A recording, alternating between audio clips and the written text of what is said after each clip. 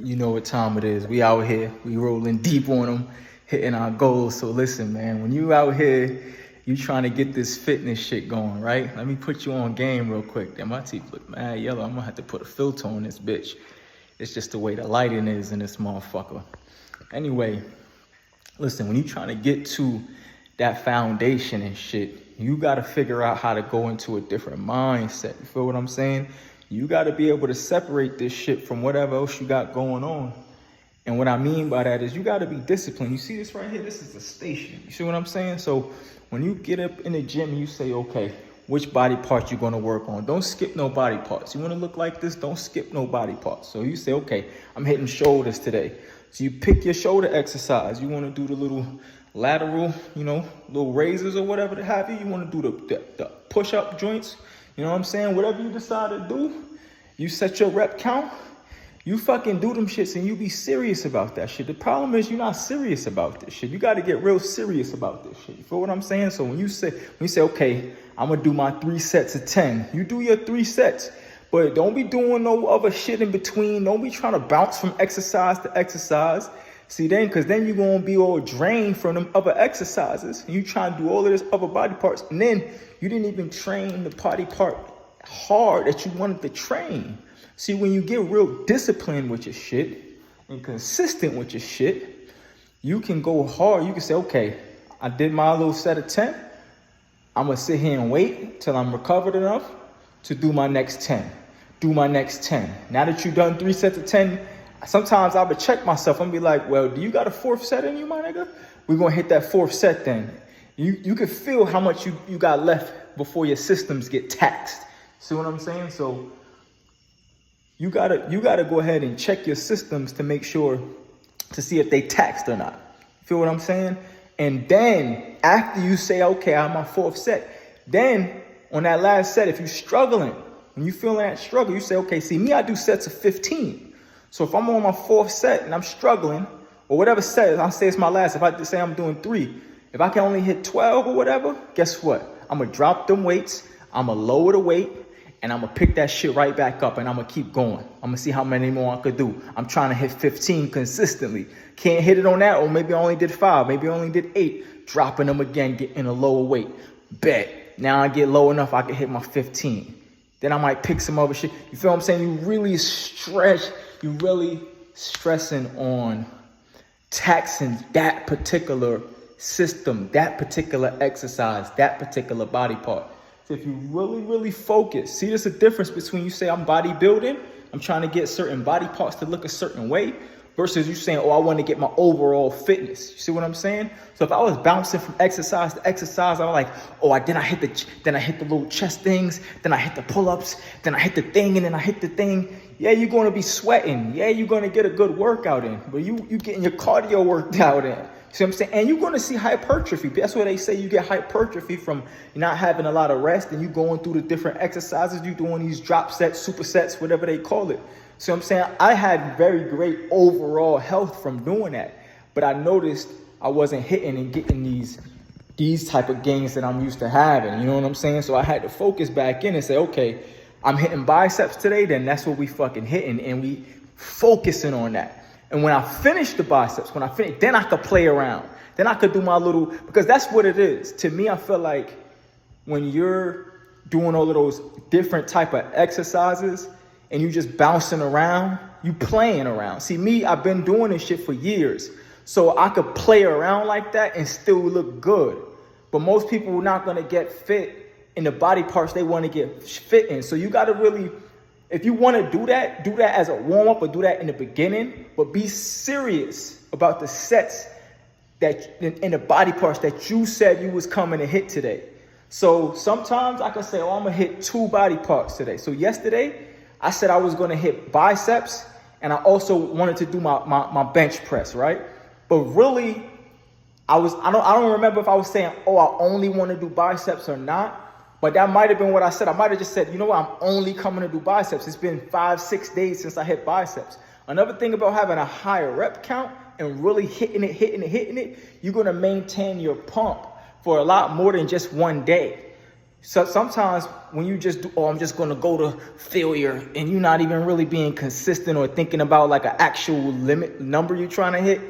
You know what I'm saying? You're just like, oh yeah, this is failure. I'm gonna put it down. Your ass, you're gonna see in a couple of days your pump gonna go down. You're gonna have to hit it again.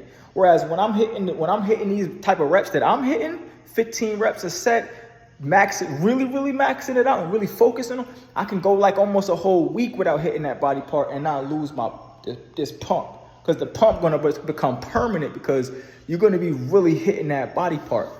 So I'm maximizing my gains right now by narrowing my focus. So like I said yesterday, I hit the biceps. I did all my bicep shit that I wanted to do.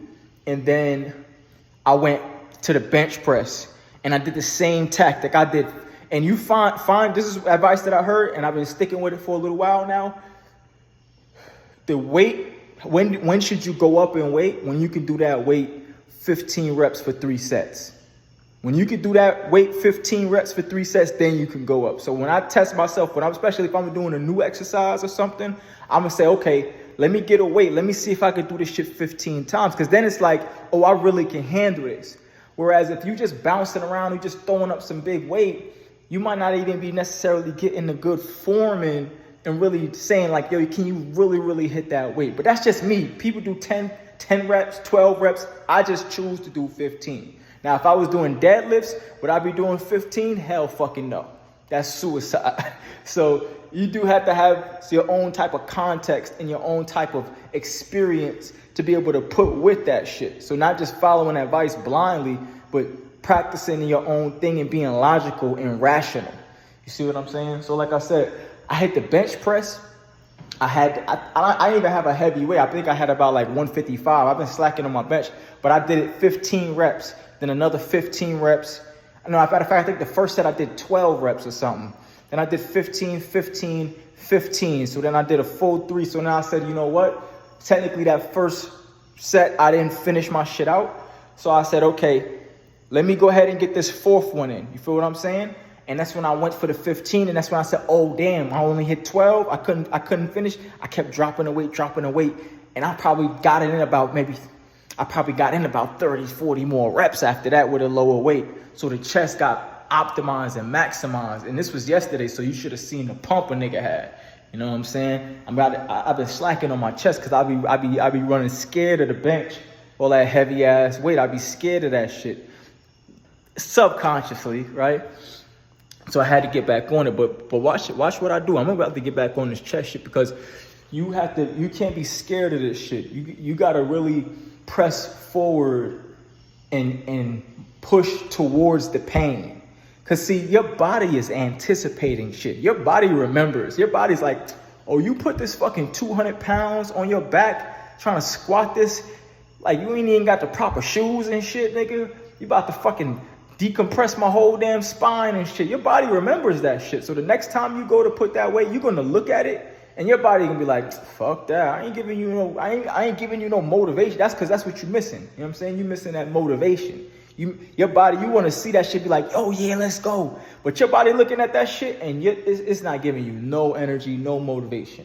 So you have to really, what you have to do, one of the things that's helped me, because the story I'm telling y'all about me being scared of the bench press, basically I plateaued and I realized it because it was affecting me in other areas.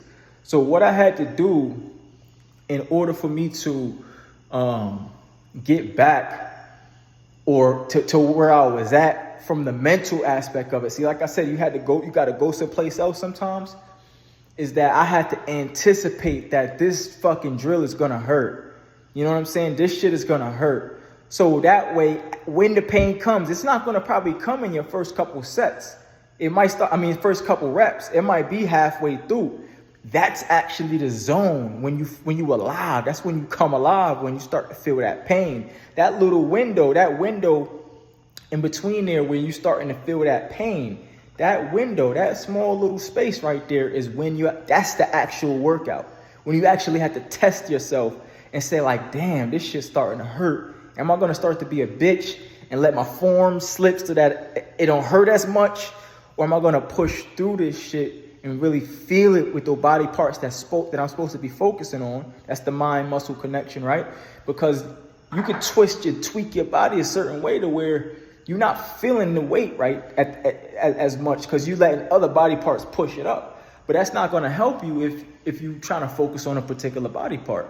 So, with that being said, oh yeah, look at this chest right here, boy. I'm telling you, boy, I'm coming for niggas. Look at this chest right here, boy. So yeah, like I said, when you anticipate the pain, and I just say this to myself, it's supposed to be hard. It's just supposed to be. I just say that to myself as I'm getting to that place, right? And then that's when I push myself, because before, they say you're not really going to see progress if you stop working out or exercising as soon as you start to feel pain. You know what I'm saying? So some people just do that. They just be picking up the weights all willy-nilly. Oh, look at me. I got 10 pounds. Look at me. Oh, picking this up. Oh, look at this. They don't have no structure, no discipline, no seriousness about what they lifting. So they're not really getting their muscles involved in the contractions and things like that. So look at this pump from yesterday bicep. You know what I'm saying? Look at this pump still in action, baby. So yeah, like I said, you anticipating basically that pain so you can really push through that shit. Because what I was doing is I wasn't giving up as soon as I felt pain. I was going a little bit further, but that's it. I was just going a little bit further. So I was getting to the pain. I was feeling the pain for like 1-2 reps. And I was like, all right, bet. Whereas I was like, man, I was leaving so much on the table I didn't realize. So now I'm getting weight. Like I would call myself jacked or yoked or shredded. Like, you know what I'm saying? Because nigga got the combination of the abs plus the muscle. You know what I'm saying? I ain't even super shredded today. But my point is that that's how I would classify myself. Because when you lean enough, plus you got the muscle still, you feel really good. So I was feeling really good. So that's why I didn't really catch the plateaus that I was going through, right? And like I said, I wasn't really feeling that grind, that pain. Yeah, baby. So now I look forward to it because that's part of it. So I'm like, where we going to find that pain today? Is it going to be the legs? Is it going to be the bench? Where we going to find that pain today? So I pinpoint one workout where I say, oh, we're going to feel that pain today for this. And I focus and I structure and I prioritize that shit. Once I get that out the way, we good. We could do whatever. We could have fun. We could play, laugh, dance. See, the gym is supposed to be fun. You can have fun with the gym. You can put on some fun music. It don't have to be that serious grunge, you know what I'm saying, hardcore rap music. You can have that for a moment of it, right? But you also, if you're going to have your fun, see, it's two different ways you could do it. You could go about it. You could say, well, shit, I need the fun stuff in order for me to get to the hard shit. That's how I was doing it too. And like I said, that was very fun. I caught myself, what I would be doing is that I have my stable workouts. My stable workouts, what I mean by that is my staple workouts. I got my bicep curls, I got my bench press, I got my shoulder press, I got my lateral raise, I got my rope pull downs for the back, for the triceps. I got my the lat pull downs for my back and shit. And that's it. That's my main shit plus my squats. Do I do anything else? Bicep curls. I just started adding the hammer curls so you can get the different sides of the bicep, but that's not even my staple. But those other shits I mentioned, those are my staples. But I also had these auxiliary exercises or accessory exercises. The accessory exercises that I enjoy doing are push-ups and pull-ups. And what I noticed is that the accessory exercises, right? So let's say the mindset of how I'm doing my workout. So if I go into my workout and I say I want to hit biceps and I want to hit shoulders today, I'm going to pick up the bicep. I'm going to curl it. I'm going to get a nice heavy weight, curl about 12 times. Whenever I feel like I'm tapped out, Then I'm gonna go straight to the next exercise and start doing the shoulder press. Like I said, mixing it up like that, I don't want to do that no more, because when I come back to the biceps, I might have taxed myself too much with the shoulder thing. So now I hit the bicep and I did 12 the first time. Now I'm only hitting it 10. See, sometimes you give yourself that range, 8 to 12, or failure, whatever we call that. So it's like, for me, it's like when I hit that, when I do it like that, I still let myself feel good about it. I'm like, oh, well, it's okay that I fell short because I went from doing these other exercises and I just came back to this exercise. So it's okay that I didn't do all of them other exercises at once. See what I'm saying? So to me, it feels like I'm cool, and then I'll go back. But my accessory exercises, so what I'll do, so let's say if I'm doing it like that, I'm going from the bicep back to the shoulders.